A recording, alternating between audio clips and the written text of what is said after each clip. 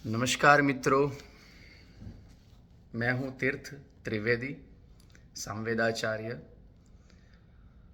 आज मैं प्रस्तुत करना चाहता हूं मित्रों कि भगवती क्या है, अंबिका क्या है, दुर्गा क्या है।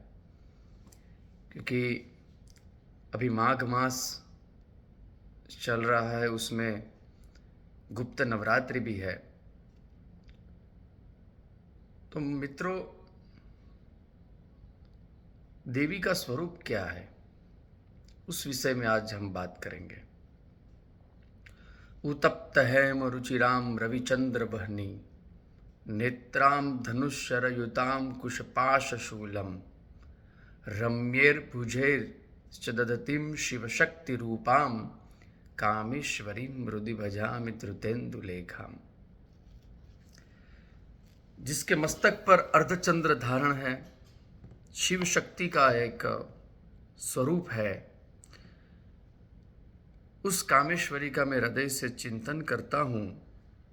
वो तपाए हुए सुवर्ण समान सुंदर है। सूर्य और चंद्रमा और अग्नि, यही तीन उनके नेत्र है। माता जी आदिशक्ति भगवती के भी तीन नेत्र है। नेत्राम धनुषरयुताम कुशपाशशूलम। माता जी की एक आंख सूर्य है, एक आंख चंद्र है, और बीच में माता जी के जो आंख है, जैसे महादेव जी की जो तीसरी आंख बोलते हैं, उसी तरह माता जी की जो तीसरी आंख है वो भी अग्नि का स्वरूप है। वैसे अपने मनोहर हाथों में वो धनुष, बाण, अंकुश, पाश और शूल, माता जी के जो भक्त है उनको अगर कोई दिक्कतें आती है, कोई तकलीफ आती है, और उनको जो तकलीफ देने वाले लोग होते हैं उन पे माँ टूट पड़ती है। जैसे महिषासुर देवों के लिए एक आतंक था। शुंभ निशुंभ जैसे कई राक्षस, चंड मुंड जैसे सभी जो राक्षस थे, असुर थे, वो उस युग में प्रत्यक्ष रूप में दिखाई दे पड़ते थे। लेकिन अभी का जो युग चल रहा है वो कलियुग है, और कलियुग में राक्षस, असुर वृत्ति मन से उत्पन्न होती है, और वो असुर हमारे साथ रह रहे हैं, फिर भी हमें दिखाई नहीं दे रहे। क्योंकि अभी का जो युग है उसका नाम ही कलियुग है। कलि यानी मैला। तो वो जो भक्त, माँ के भक्त है, माई भक्त है, उन पे जो लोग दमन करते हैं, अपना अधिकार जमाते हैं, या उनके हृदय को ठेस पहुंचाते हैं, उनके हृदय को द्रवित करते हैं, या फिर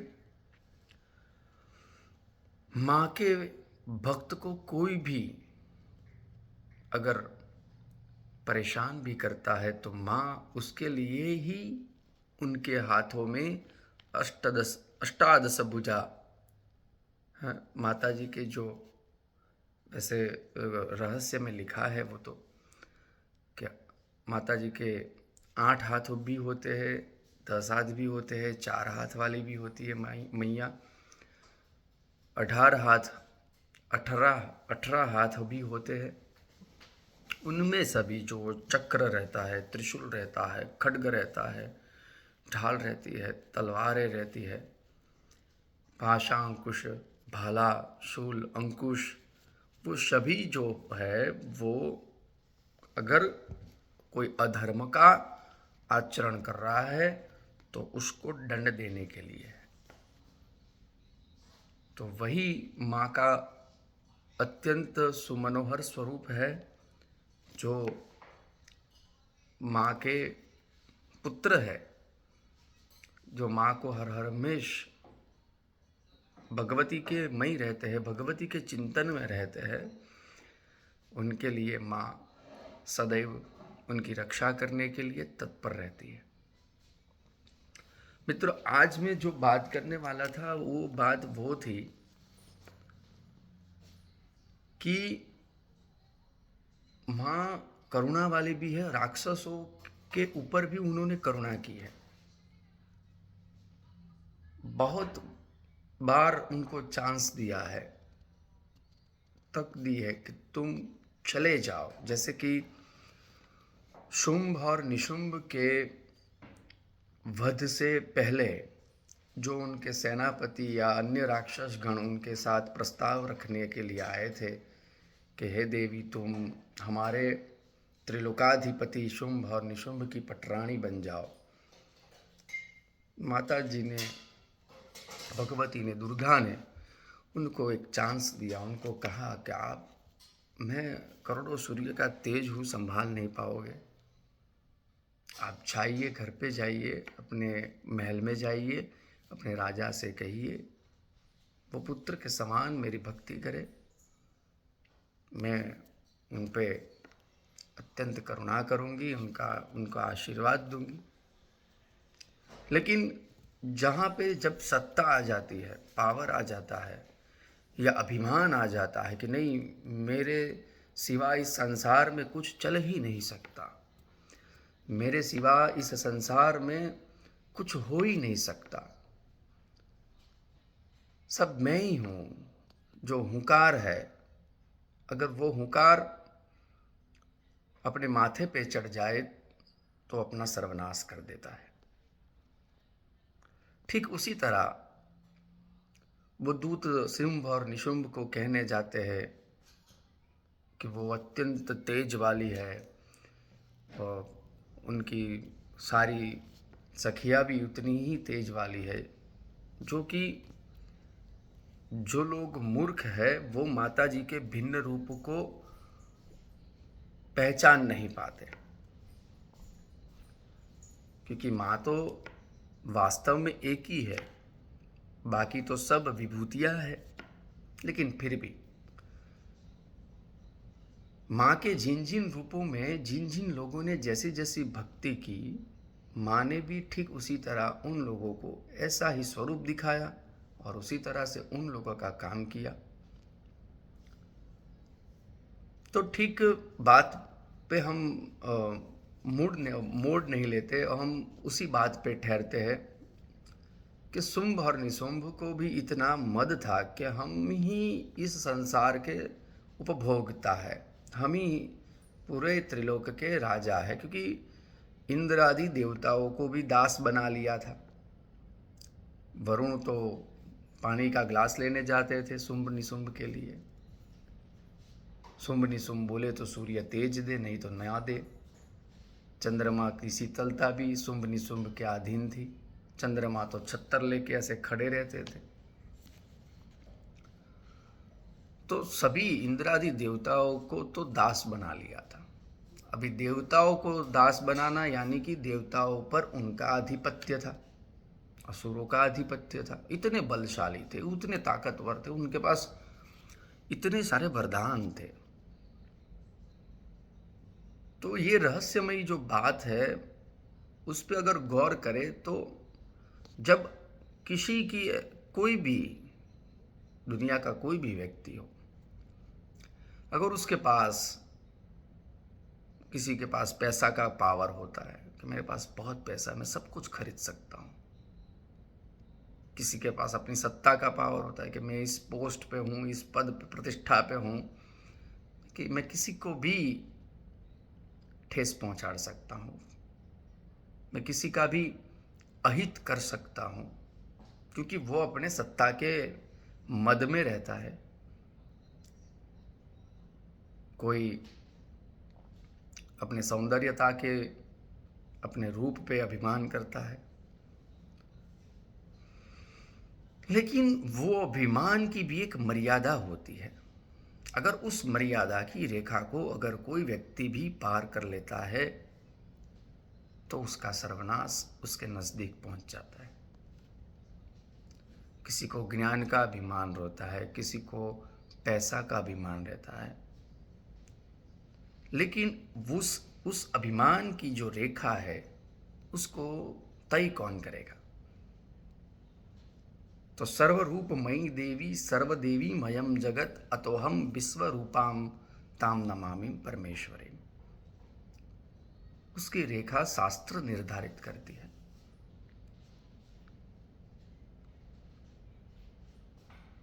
तो यहाँ शुंभ और निशुंभ को था कि नहीं, सभी राक्षसों की सेना को भेजी, माता जी ने उनका नाश कर दिया, सब दूतों का नाश करा, सेनापतियों का नाश, करोड़ों सेनाओं को माता जी ने नाश कर दिया। लेकिन बाद में भी वो शरण में नहीं गया, क्योंकि उसका इतना वर्चस्व था कि उसको शरणागति स्वीकार ही नहीं थी। तो शुंभ ने अपने भाई निशुंभ को भेजा और निशुंभ का भी उस भयंकर युद्ध में माताजी ने निशुंभ का भी वध कर दिया।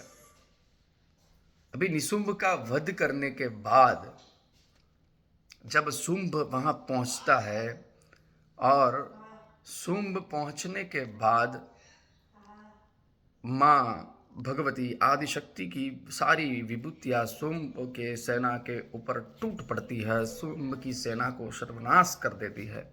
अभी शुंभ अकेला है, शुंभ अभी अकेला है उस रणभूमि में। और शुंभ माँ को ऐसा बोलता है, ऐसा कहता है वो कि मैं अकेला हूँ और ये इतनी सारी तुम्हारी जो सखिया सहेलियाँ है वो इतने सारे शस्त्र लेके मेरे सामने आ चुकी है। अगर तुम्हारे में हिम्मत है तो तुम अकेली हो जाओ और अकेले से अकेले का युद्ध करो। अभी उसकी वो मूर्खता है, क्योंकि वो तो अभी समझ ही नहीं पा रहा, देवी तत्व को ही समझ नहीं पा रहा। ऐसा हो जाता है कभी कभार, हम इतने विद्वान होने के बावजूद भी, हम इतने सारे परिचित होने के बावजूद भी, भगवतमय अपना चिंतन होने के बावजूद भी हम उस परम तत्व की पराकाष्ठा को नहीं पहचान पाते। और ठीक उसी तरह शुंभ के पास काफ़ी सारे वरदान थे, खूब उसके पास शस्त्र और अच्छा योद्धा भी था। ऐसे ही त्रिलोकाधिपति तो नहीं बनना था, फिर भी उसका अभिमान उसके सिर पे चढ़ गया था, उसका सर्वनाश उसको नज़दीक दिखाई दे रहा था। लेकिन फिर भी वो माता जी को अभिमान में आकर बोलता है कि हे दुष्ट दुर्गा, तू बल्कि अभिमान में आकर झूठ मूठ का घमंड मत दिखा। तू बड़ी माननी हुई है, किंतु दूसरी स्त्रियों के बल का सहारा लेकर तू लड़ती है। ऐसा जब शुंभ बोलते हैं तब देवी मैया बोलती है कि ओ दुष्ट, मैं तो अकेली हूँ। अभी ये पॉइंट बहुत ही ज़बरदस्त है, क्योंकि माँ खुद ऐसा कहती है कि देव्युवाच, यानी कि देवी बोलती है एकई वाहम जगत्यत्र द्वितीया का ममापरा पश्येता दुष्टमय्येव विशन्त्यो मदविभूतयः। यानी माँ खुद ऐसा कहती है कि ओ दुष्ट, मैं अकेली ही हूँ, इस संसार में मेरे सिवा दूसरी कोई चीज नहीं है। देख, ये मेरी ही विभूतियाँ है, अतः एक ही पल में ये सारी विभूतियाँ, तू जितना भी सारा देख रहा है वो सब कुछ मेरे में ही समा जाएगा, मेरे में ही प्रवेश कर जाएगी। और उसी समय ब्रह्माणी आदि समस्त देवियाँ अंबिका के शरीर में लीन हो जाती है और केवल एक अंबिका, एक दुर्गा का जो स्वरूप हमने देखा है, महिषासुर मर्दिनी जो दुर्गा मैया का, वही विराट स्वरूप उस शुंभ को भी दिखाई दे रहा है। और देवी बोलती है कि मैं अपनी ऐश्वर्य शक्ति से अनेक रूपों में यहाँ उपस्थित हुई थी, उन सब रूपों का मैंने अभी समेट लिया है। अभी मैं युद्ध में अकेली ही खड़ी हूँ, अब तुम भी स्थिर हो जाओ। और बाद में बहुत ही दारुण युद्ध होता है, बाणों की वर्षा होती है सामने, क्योंकि शुंभ के पास भी बहुत सारे अस्त्र और शस्त्र थे, लेकिन माँ अंबिका ने दिव्य उनके सैकड़ों अस्त्रों को तोड़ दिया है और काट डाला है। और बाद में माता जी ने अटाट हास्य करके उस पे शुंभ पे टूट पड़ती है और शुंभ की जो 100 चांद वाली चमकती हुई ढाल और तलवार वो सभी माता जी ने काट दी है। और माँ भगवती चंडिका ने उस पे ऐसा प्रहार किया है कि उसके घोड़े और सारथी, धनुष, बाण सबको मार दिया, सबको काट दिया। और भयंकर मुदगर हाथ में लिया है माता जी ने उद्यत होके, और वो सभी जो अधर्म का जो प्रतीक था संसार में, शुंभ के जरिए माता जी ने एक ही पल में वो सब कुछ का सर्वनाश कर दिया है। और माता जी ने एक ही थप्पड़ मारा है। यहाँ ऐसा लिखा है शास्त्र में कि शुंभ पृथ्वी पर गिर पड़ता है, लेकिन फिर भी वो फिर से खड़ा होता है और देवी को आकाश में ले जाता है। और आकाश में वो बिना चंडिका भी बिना किसी आधार के शुंभ के साथ युद्ध करती है और महायुद्ध सभी ऋषि मुनियों को विस्मय में डालने वाला था। और अंबिका ने शुंभ के साथ काफ़ी देर तक युद्ध भी किया, उसको उठाया, घुमाया और पृथ्वी पे पटक दिया। और पटक जाने के बाद, पृथ्वी पर आने के बाद, वह दुष्टात्मा दैत्य पुनः चंडिका का वध करने के लिए बड़े वेग से दौड़ता है। समस्त दैत्यों के राजा शुंभ को अपनी आते हुए देख देवी ने त्रिशूल से उसकी छाती को छेद कर पृथ्वी पे गिरा दिया है। और वहाँ उस अधर्मी शुंभ का वध होता है। देवताओं की पुष्पवृष्टि होती है, पहले के माफक ही सब पृथ्वी में सब शांति होती है। पुनः वहाँ झरने, पशु, पक्षी, पृथ्वी, समुद्र सब अपनी अपनी जगह पे सभी स्थिर होते हैं। नदियाँ भी अपने ठीक मार्ग से बहने लगती है और सभी उल्कापात शांत हो जाते हैं। शुंभ की ये मृत्यु देखकर देवताओं को आनंद हो जाता है और गंधर्व गीत गाने लगते हैं, पवित्र वायु बहने लगती है, सूर्य की प्रभा उत्तम तेज से हो गई, अप्सरा नाचने लगती है और अग्निशाला की बुझी हुई आग अपने आप में प्रज्वलित हो उठी और संपूर्ण दिशाओं के भयंकर शब्द भी शांत हो गए हैं और सभी देवता माँ भगवती की स्तुति करने लगते हैं। इतना ये पवित्र मार्कंडेय पुराण और उनकी अंतर्गत सावर्णिक मनवंतर कथा के अंतर्गत, ये देवी महात्म्य के अंतर्गत शुंभ वध का हमने आज आपके समक्ष ये प्रस्तुत किया है। मेरी वाणी दोष में कहीं भी दोष रह गया हो तो मैं क्षमा चाहता हूँ। लेकिन झूठ कितने भी सत्य के कपड़े पहन ले, लेकिन झूठ झूठ ही रहता है, असत्य असत्य ही रहता है, अधर्म अधर्म ही रहता है। तो अंत में विजय धर्म की होती है, देवताओं की होती है। लेकिन देवताओं को संघर्ष करना पड़ता है, तो हम तो मनुष्य है, प्राणी मात्र है, पल पल पर हमारी परीक्षा रहती है। और पृथ्वी में कलयुग अभी तो चल रहा है, तो सज्जन पुरुषों की तो परीक्षा बहुत कठिन होती है। तो यही धर्म की विजय है। और इसी कथा के साथ मैं आपसे विदा लेना चाहता हूँ। अगली बार कुछ नया ढूंढकर फिर से और एक नई धर्म की चर्चा लेकर आऊँगा। उसी प्रार्थना के साथ मैं नमस्कार करता हूँ।